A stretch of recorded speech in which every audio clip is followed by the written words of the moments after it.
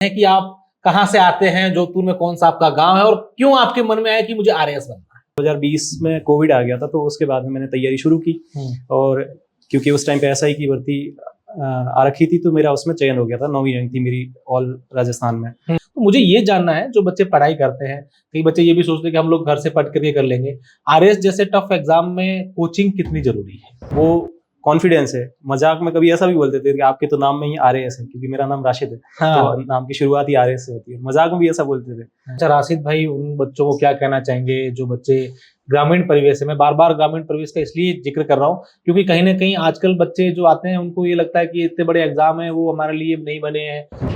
देखिए, मैंने आपको मेरा बैकग्राउंड बताया कि मैं 12th में फेल हुआ हूँ एक बार। उसके तो दोस्तों, लगातार हम आपको राजस्थान आरएएस भर्ती परीक्षा 2024 के जो चयनित अभ्यर्थी है, या यूं कहें कि आरएएस अफसर है, उनसे रूबरू करवा रहे हैं, उनसे उनकी पूरे संघर्ष की कहानी सुन रहे हैं, उन्होंने किस तरीके से इस मुकाम को हासिल किया है, ये तमाम बातें बता रहे हैं। अभी मेरे साथ मोहम्मद राशिद जी हैं, जो मारवाड़ के जोधपुर जिले से हैं, देचू से हैं, और सबसे खास बात कि इन्होंने वर्ष 2021 की जो एसआई भर्ती थी उसमें भी इनका चयन हुआ था, लेकिन उसके साथ ही इन्होंने अपना आरएएस के जो सपना था उसको पूरा करना नहीं छोड़ा, लगातार पढ़ते रहे और इस भर्ती में पूरे राजस्थान में 37वीं रैंक इन्होंने हासिल की है।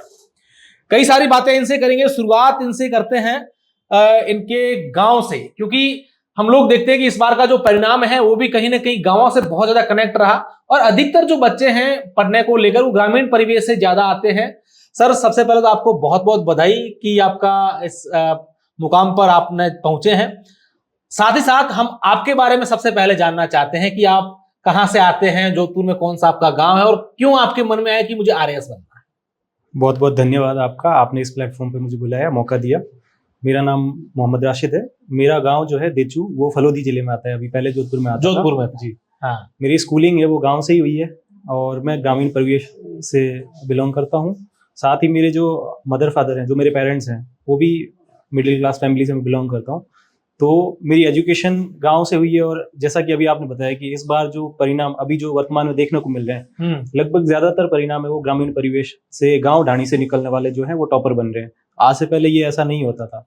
मेरी इस जर्नी की शुरुआत 2020 में हुई। 2020 में कोविड आ गया था, तो उसके बाद में मैंने तैयारी शुरू की और क्योंकि उस टाइम पे एसआई की भर्ती आ रखी थी, तो मेरा उसमें चयन हो गया था। 9वीं रैंक थी मेरी ऑल राजस्थान में। उसके बाद में मैंने आरएएस की तैयारी कंटिन्यू रखी और मेंस उस टाइम पे मैं लिख नहीं पाया था 2021 का, क्योंकि एसआई की भर्ती का फिजिकल और आरएएस का मेंस दोनों साथ साथ थे। तो इसलिए मैं मेंस की तैयारी तो आपने ये सोचा कि मेरा 21 वाली भर्ती में तो चयन हो गया है, ऐसा ही बन चुका हूँ, अब इसका पहले फिजिकल देना जरूरी है, मेंस तो बाद में भी दे सकता हूँ। बिल्कुल बिल्कुल बिल्कुल। हाँ। तो इसलिए मेंस और फिजिकल दोनों क्लैश कर रही थी। लेकिन उस दिन जो आपने फिजिकल का फैसला लिया था, वो फैसला अब आप जब सोचते हो, आप तमाम जो खबरें आ रही है, जो फैसले आ रहे हैं, वो सब सुनकर के आपको लगता है कि यार वो उस समय मेरा फैसला गलत था, मुझे मेंस देना चाहिए था आरएएस का? देखिए, इसमें गलत और सही के फेर में हम नहीं पढ़ सकते, क्योंकि जो होता है वो बेहतर के लिए होता है, ऐसा होता है। तो जब उस टाइम पे मुझे जो डिसीजन सही लगा, मुझे लगा कि मुझे मेरी सेफ साइड ये है, क्योंकि मेरा स्कोर काफी अच्छा था। ऑब्जेक्टिव एग्जाम होता है एसआई का, तो काफी ऑब्जेक्टिव एग्जाम में मेरा स्कोर अच्छा था। तो मुझे लगा कि मेरे लिए ज्यादा बेहतर है कि मैं एसआई की जॉब सिक्योर करूं पहले और उसके बाद में मैं आरएएस पे फोकस करूं। तो इसलिए मैंने फिर आरएएस का मेंस नहीं फोकस करते हुए फिजिकल की तैयारी जारी रखी। अच्छा, देचू में आप कहाँ से हो? देचू में कौन सा गाँव है आपका और परिवार में आपके पिताजी वगैरह क्या करते हैं? क्या आप एजुकेशन फैमिली से बिलोंग करते हैं या फैमिली बैकग्राउंड क्या है? मेरा फैमिली बैकग्राउंड, मेरे मदर फादर हालांकि जब मैं बहुत छोटा था उस टाइम पे दिहाड़ी मजदूरी करते थे। ओके, ठीक है। उसके बाद में मेरे जो बड़े भाई साहब हैं, गुलाम मुस्तफा भैया है, उन्होंने परिवार को संभाला। उन्होंने गल्फ में जॉब की और उसके बाद में आज वो अपना बिजनेस है वो संभाल रहे हैं गाँव में। और मेरी जो एजुकेशन है वो गाँव में ही हुई है। 12th तक मैंने गाँव से पढ़ाई की है। उसके बाद में जोधपुर से मैंने बीबीए किया है, ऐश्वर्या कॉलेज ऑफ एजुकेशन, वहाँ से। तो और उसके बाद मैंने एक स्टार्टअप भी किया था, क्योंकि मेरा बिजनेस बैकग्राउंड रहा है एजुकेशन में, तो स्टार्टअप भी रहा था। लेकिन कोविड के बाद मुझे ऐसा लगा कि मुझे तैयारी करनी है। एजुकेशन फील्ड में स्टार्टअप था आपका? एजुकेशन में नहीं, फिनटेक में था वो, फाइनेंशियल टेक्नोलॉजी। ओके। उसके बाद मैंने तैयारी शुरू की, एसआई में हो गया, एसआई के बाद मैंने तैयारी जारी रखी। हाँ। 2023 का अटेम्प्ट में दे नहीं पाया था क्योंकि एसआई में ज्वाइन कर लिया था उस टाइम पे। हाँ। तो लगा कि ठीक है, हो गया है, अच्छी जॉब हो गई। और उसके बाद में फिर आरएस का 2024 का अटेम्प्ट दिया था। हाँ। और इसमें अच्छी रैंक के साथ निकल गया। तो आपको ये था कि भी मैं तमाम चीजें, आप देखिए साथ में आपका सिलेक्शन भी वहाँ हो रखा था, तो कहीं ना कहीं आदमी को इतना समय या वो सारी चीजें नहीं मिल पाती कि जैसे पढ़ाई पर फोकस रहे, ये तमाम चीजें। उसके बावजूद भी 37th रैंक जो आप लाएंगे, ऐसा था मन में पहले कुछ? ऐसा लगता था, तैयारी जब कर रहे थे तब ऐसा लगता था कि अच्छी रैंक से हो जाएगा, लेकिन मन में सेल्फ डाउट हर एक एस्पिरेंट के दिमाग में आता है। और मेरे जो दोस्त हैं, जो फ्रेंड सर्कल रहा है मेरा, जैसे रिचपाल गोदर है, पिछली वैकेंसी में 12th रैंक के साथ सेलेक्टेड है। रागिब दबीर है, पिछली वैकेंसी में 227 रैंक के साथ सेलेक्टेड है।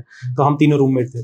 तो उस टाइम पे ऐसा लगता था, जब ऐसे सेल्फ डाउट आते थे तो वो लोग क्लियर करते थे कि नहीं, आपका हो जाएगा, अपने को एक सीट की जरूरत है। तो वो कॉन्फिडेंस है। मजाक में कभी ऐसा भी बोलते थे कि आपके तो नाम में ही आरएएस है, क्योंकि मेरा नाम राशिद है। तो नाम की शुरुआत ही आरएएस से होती है। मजाक में भी ऐसा बोलते थे। तो कॉन्फिडेंस जो है वो वहीं से आया कि हाँ। अच्छा, आप 3 रूममेट जिन दोनों का हो गया था और आप रह गए थे पीछे? हाँ, दोनों का लास्ट वैकेंसी में हो गया था। मैंने लास्ट अटेम्प्ट दिया नहीं था, इसलिए मेरा इस वैकेंसी में हो गया। अच्छा, फिर अगर मैं आपसे फिर से एक बार फिर गांव चले, तो क्या परिवेश गांव का रहता है? आमतौर पर हम लोग देखते हैं कि गांव से निकले हुए बच्चों को बहुत संघर्ष करना पड़ता है। क्या राशिद को भी ये सब चीजें फेस करनी पड़ी? बिल्कुल, क्योंकि मेरी 10th तक की एजुकेशन वो गांव से हुई थी पहले। उसके बाद 11th में मैं पहली बार बाहर पढ़ने के लिए गया फलोदी। तो क्योंकि गांव में एजुकेशन थोड़ी सी ऐसा रहता है कंपैरेटिवली जो शहर का जो एनवायरनमेंट होता है उससे कंपैरिजन में थोड़ा सा कम एक्सपोजर मिलता है। तो मैं 12th में फेल भी हो गया था साइंस में। फिर मैंने 12th आर्ट से रिपीट की। फिर ग्रेजुएशन में मैंने कॉमर्स सब्जेक्ट चूज किया, बीबीए। 12th में आप फेल हो गए थे? हाँ जी। हाँ। उसके बाद में ग्रेजुएशन में मैंने कॉमर्स से किया है। हाँ। बीबीए। हाँ। उसके बाद मैंने स्टार्टअप किया है। तो जर्नी है बहुत लंबी रही है और बहुत ऐसे डाइवर्सिफाइड भी रही है मेरी। हाँ। जो स्टोरी है। तो आरएस का कब मन में आया था कि मुझे अब आरएस, जैसे आपने ऐसा ही करा, उसको साथ साथ में था कि मुझे आरएस तो बनना है, या फिर ये था कि भी गवर्नमेंट जॉब करके अपनी लाइफ सिक्योर करना? नहीं, बिल्कुल, आरएस का सपना था पहले से ही था। 2020 में जब तैयारी शुरू की थी उस टाइम पे ही आरएस का था। बस वो मैटर ऑफ टाइम था कि उस टाइम पे मैं प्रॉपर तैयारी कर नहीं पाया था। और ये अटेम्प्ट फिर वही होता है ना कि जब जो चीज तकदीर में मिली लिखी होती है ना, मिलनी है, उसी टाइम मिलती है। अच्छा, साथ साथ में आपकी पढ़ाई का क्या शेड्यूल रहता था? आप सेल्फ स्टडी करते थे या कहीं कोचिंग करते थे या फिर कहीं से नोट्स लेकर, क्या शेड्यूल रहता था पूरा? मैंने ऐसा ही टाइम मैंने सेल्फ स्टडी की थी। और उसके बाद में जैसे मेंस का था, 2021 का जो मेंस था वो लिखा था मैंने। तो स्प्रिंग बोर्ड के मेंस के बैच में मैंने एडमिशन लिया था, स्प्रिंग बोर्ड जयपुर। बिल्कुल, वहां से मेरी आरएस की जर्नी है, वहां से मेरी शुरू हुई। फाउंडिंग जो स्टोन है मेंस का, क्योंकि प्री आजकल अगर कोई अच्छी तैयारी करता है, जैसे पटवारी, कांस्टेबल, वीडियो, कोई भी एग्जाम की तैयारी करता है कोई कैंडिडेट, तो प्री आराम से निकाल सकता है। मेन चीज ये होती है कि मेंस की जो तैयारी है उसमें गाइडेंस, मेंस का जो डाइवर्सिफाइड सिलेबस है उसको कवर कर पाना थोड़ा सा मुश्किल रहता है। तो क्योंकि स्प्रिंग बोर्ड में मैंने एडमिशन लिया था तो उसके बाद मेरा मेंस का मुझे अंदाजा हो गया था कि मेंस कैसे लिखना है। और टेस्ट सीरीज मैंने ज्वाइन की थी तो उससे काफी हेल्प मिली। लेकिन 2021 का जो अटेम्प्ट था वो सीरियसली दे नहीं पाया था सही से। फिर 2024 के अटेम्प्ट में मैंने स्प्रिंग बोर्ड से मैंने टेस्ट सीरीज ली थी। और इसके साथ ही मेरे जो फ्रेंड सर्कल है उनका भी काफी सपोर्टिव योगदान रहा है। और फिर ये सफर तक आप पहुंच गए। बिल्कुल। अच्छा, एक चीज मैं आपसे ये भी जानना चाहूंगा कि आज कल जो है पढ़ाई के साथ साथ बच्चे कहीं ना कहीं सोशल मीडिया की जो क्रांति आई है, जब आप तैयारी कर रहे थे तो अचानक से वो एक बूम आ गया था सोशल मीडिया क्रांति का। उस क्रांति ने आपको कितना प्रभावित किया, या आप प्रभावित हुए या नहीं हुए तो किस तरीके से? देखिए, मैं वैसे सोशल मीडिया पे काफी एक्टिव हूँ। कुछ ऐसे बोलते काफी एक्टिव है? हाँ जी, काफी एक्टिव हूँ। हाँ। लेकिन पढ़ाई के दरमियान जब एग्जाम होते थे उस टाइम पे मैं मेरा जो सोशल मीडिया अकाउंट्स है उनको डीएक्टिवेट कर देता था। तो कुछ लोग ऐसे भी बोलते हैं, मेरे जो जान पहचान के लोग हैं, आसपास के फ्रेंड सर्कल में लोग हैं, वो ये बोलते हैं कि तू तो इस तरह से ऐसी मजे वाली जिंदगी है, तो कैसे एग्जाम कैसे निकाल सकते हो। तो मुझे लगता है कि सोशल मीडिया का जो यूटिलाइज है, आप अगर उसको सही तरीके से करोगे और बैलेंस्ड वे में अगर करते हैं तो कोई समस्या नहीं है। आजकल आप देखेंगे आईआर की या इंटरनल सिक्योरिटी की है, पॉलिटिक्स की कोई भी न्यूज है, तो सबसे पहले आपको ट्विटर पे या एक्स पे। आप ये कह रहे हैं कि साथ साथ में इसका अगर आप सही यूज करें तो सोशल मीडिया बहुत जरूरी है। अच्छा, एक मेरे मन में एक ये भी सवाल आ रहा है कि कई सारे बच्चे जब कंपटीशन फाइट करते हैं, एग्जाम फाइट करते हैं, तो कई बार उनका परिणाम आने के बाद कहते हैं कि हम लोगों ने जो है सेल्फ स्टडी करी है या ये वो हो गया या कोचिंग की है। तो मुझे ये जानना है, जो बच्चे पढ़ाई करते हैं, कई बच्चे ये भी सोचते हैं कि हम लोग घर से पढ़ करके कर लेंगे, आरएस जैसे टफ एग्जाम में कोचिंग कितनी जरूरी है?